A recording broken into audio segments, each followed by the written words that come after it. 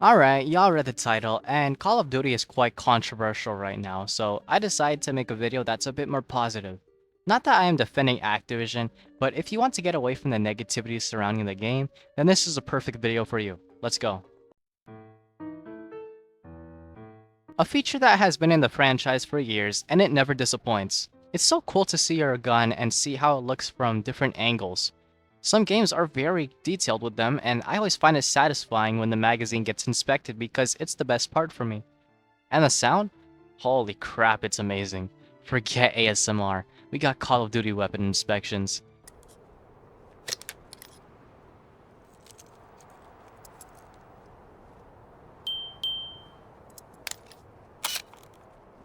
It's even more satisfying when you inspect the gun with a cool camo, making you really appreciate the efforts you made to get it.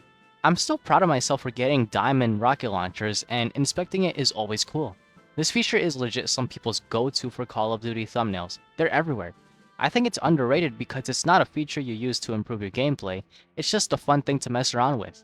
Props to the animators because this is clean. I mean, how can you not like this feature? Sure, sometimes you won't get the map you want, but it's better than having no control of what the next map will be. Don't like the two maps?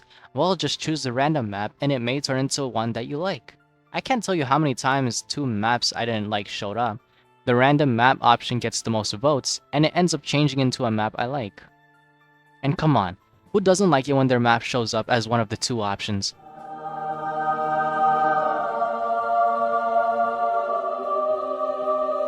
I mean, it's so cool to have the community control what the next map is.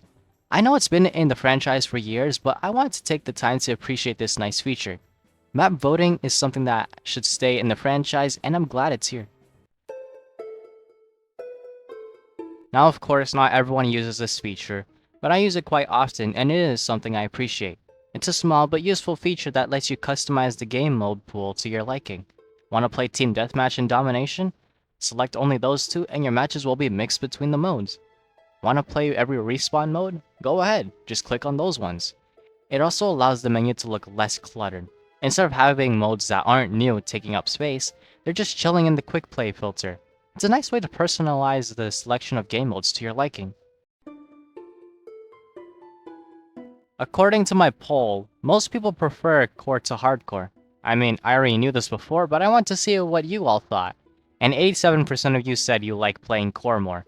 Although I think some of you can agree, especially the camo grinders, that hardcore has come in clutch for us at times. Whether that's trying to beat a pistol challenge or long shots, hardcore has got you.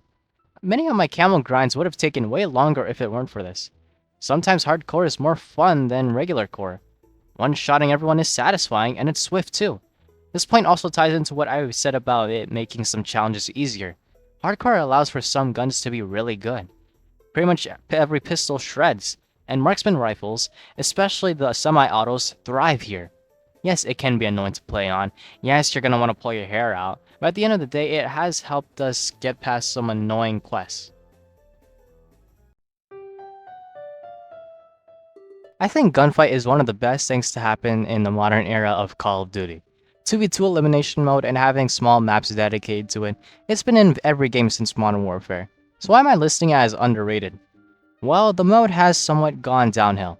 MW3 only added one new map throughout its life cycle while the rest of them were taken from MW2.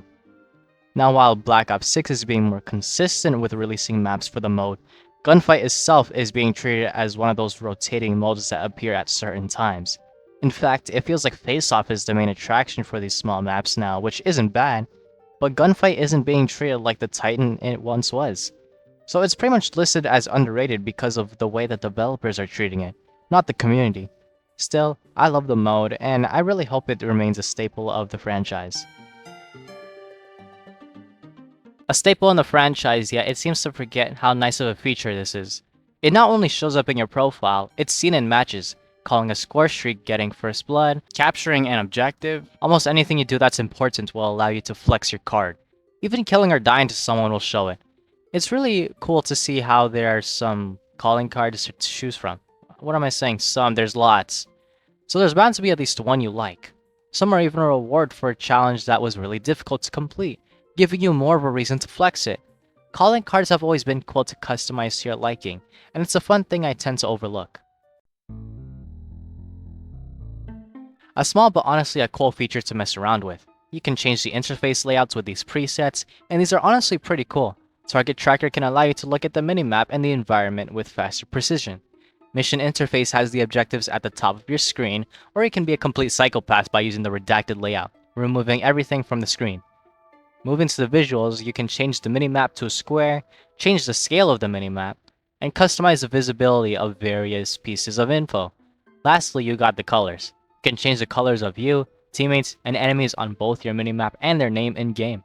Selecting custom color can allow you to choose a very specific color of your choice, and even change the brightness and saturation.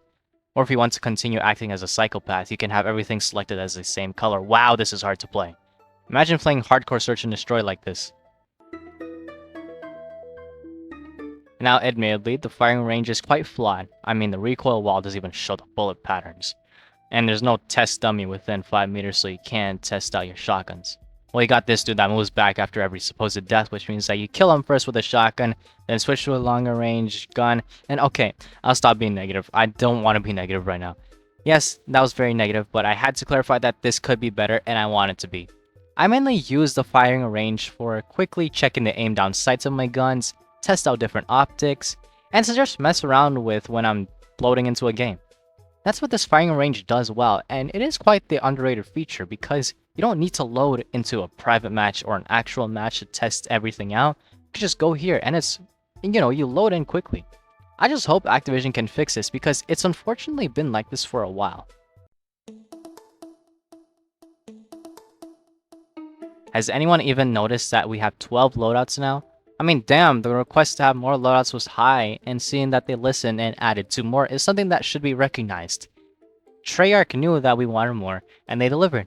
It's just so nice to see that a community request was filled.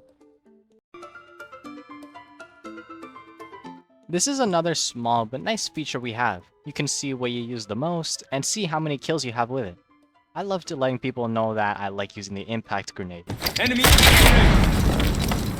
One thing that Call of Duty has been doing right is the amount of customization we actually have access to. It feels so personalized, and that's something we as a community love. Tell me, what do you have on your mastery badges? And that's the end of the video, and I hope you enjoyed it. Thanks for watching. Really appreciate you.